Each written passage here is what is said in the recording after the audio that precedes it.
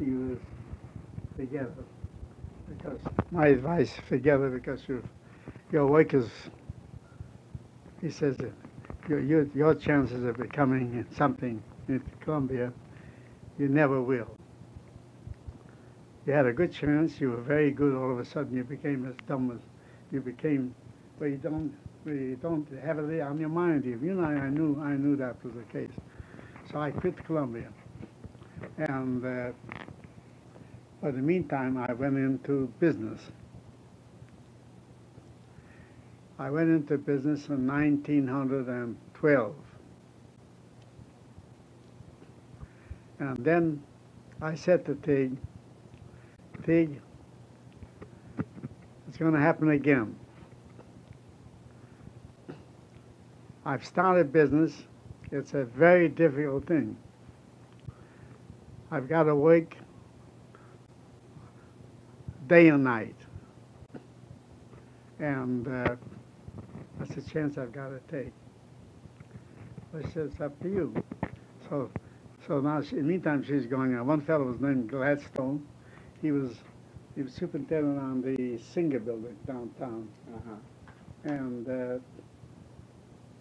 I said, I'll take my chance. I can't help it because I've got to get somewhere. And I went into the iron business because I knew the iron business. I knew it. I knew it was a good business, and I had made some very good friends while I was there. And so I got Jack Scholl, a friend of mine. I got him to get the information on 3 buildings on 41st Street, 227 and 229, East 41st Street. See? And he got me, it's called the Norris Estate, N-O-R-R-I-S, the Norris Estate. The buildings are empty, and I got a real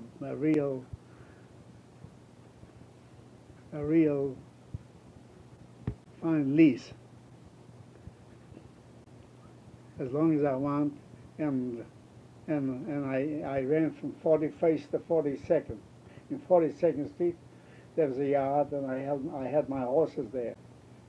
I had my steel there too, some of it, and I hit the jack spot. Now here's what happened. When I got through finishing up my shop, I bought a machine from a Satch machine. It was from Weingart, Germany. I paid for that machine $3,750. It could do everything. It could cut angles, cut beams, slice beams, just like, oh, it was a great machine. And when I got through fixing up the shop, I didn't have a dime, see. So I looked at myself and said, what the hell do I want to fix up the shop? When a friend of mine I went to school with, Jimmy O'Connell, it's just like heaven, you know. I'd already graduated Cooper Union, you know, at that time. And Jimmy called me and he said, Alan, we're building the Liebman building. He was with the Liebman Construction Company. Remember, he was a Liebman. Well, he was a very known character, quite a guy. And they were building the Levitt building on 41st Street. And the Iron Man, Chrysler and Klein, I knew them. They were in the iron business. And they failed on the job on the 14th floor. And he said, look, Alan, he says, I talked to the insurance company that they bonded the job. You go ahead and do the job, and there's a chance for you to make some money. Okay? Chance for you to make money. And they've got plenty of money, and they can pay, see. So I went in, and I built the stairs. I finished the stairs up, 2 flights of stairs, you know, 34 flights of stairs. Levitt was in the painting business at that time. He was a manufacturer of paints. And I did all the work on it, all the work in the building. And my job came, and I made $32,000 cash. $32,000. You couldn't talk to me anymore. And then I really went to town. Yeah. Went down.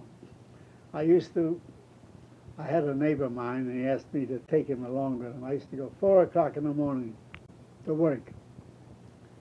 And I built in the winter when things were cheap. I built buildings for $2.50, sprinkled buildings. You can't build it for, now they cost you $18, $20 a square foot. I built them for $2 a square foot. And I built them up, and I built up, and I just went mad. I worked day and night. I never got home. Now this is when? Huh? What year is this we're talking? That was in 1900 and it was in 1911. I just got out of school about a year.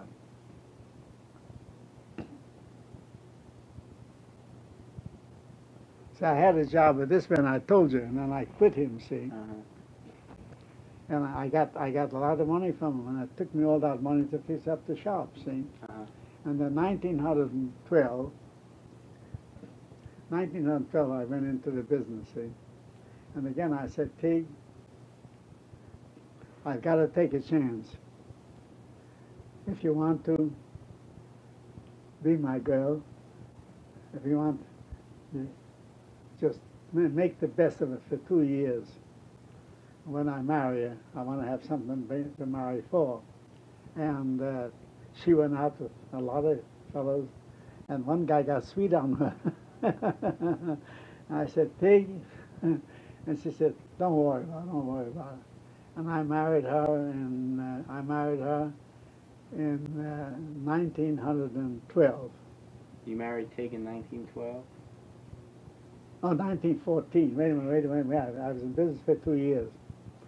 I married her in 1914. 1914. What was it, in April? In April 1914. You married. She was considered quite an attractive woman. Oh, she's a beautiful woman, and not only that, but she used to make for me on Sunday, and she'd roll herrings into onions, and it was the greatest thing in the world. She became lazy after that, as soon as she got help. Oh, but well, I tell you something. I was able to get I got an apartment. First I lived with them, see, and her brother Dave gave me now. Hey, he said, how long are you going to live here? Oh, to me it was terrible. So, and her mother and father were lovely, lovely people. See, they lived in 46th Street and 14th Avenue. So I got married. That was on Kipper Day, and I went out, and I said to she wanted me to buy a house, right within 2 blocks of her mother. And the prices were so goddamn high you couldn't even touch it. In those days it was $38,000, $34,000 units. A lot of rich people lived in Borough Park, see?